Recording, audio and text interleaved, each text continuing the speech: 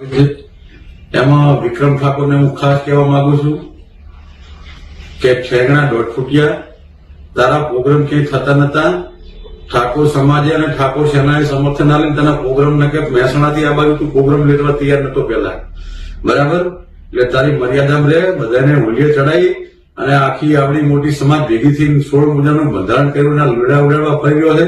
હવે આ બાજુ પ્રોગ્રામ કરવા આવતી ઉત્તર ગુજરાતમાં પાટણ સુધીમાં ક્યાં ખબર પડે તને આટલો મોઢે ચડાવ્યો, આટલો સહકાર આવ્યો, એટલે તું સમાજ ઉપર જ તારા ઉપર હમણાં પેલા સરકારની વાત આવી તો તે હમણાં સમાજ ભેગો કર્યો હતો. તારે આમ સમાજની જરૂર છે. તે કેવા પિક્ચર બનાવ્યા છે આ દાડા સુધી, છોકરાઓને દારૂના રવાડે કેળા પ્રેમના ગમમાં ખાઈને આવા તો તે પિક્ચર બનાવ્યા છે, આવા તે સોંગ બનાવ્યા છે, અને પાછો નીકળી ગયો સમાજની વાતો કરવા. તો મિત્રો તમે સાંભળ્યું કે ભાજપના નેતાએ વિક્રમ ઠાકોર વિશે શું કહ્યું.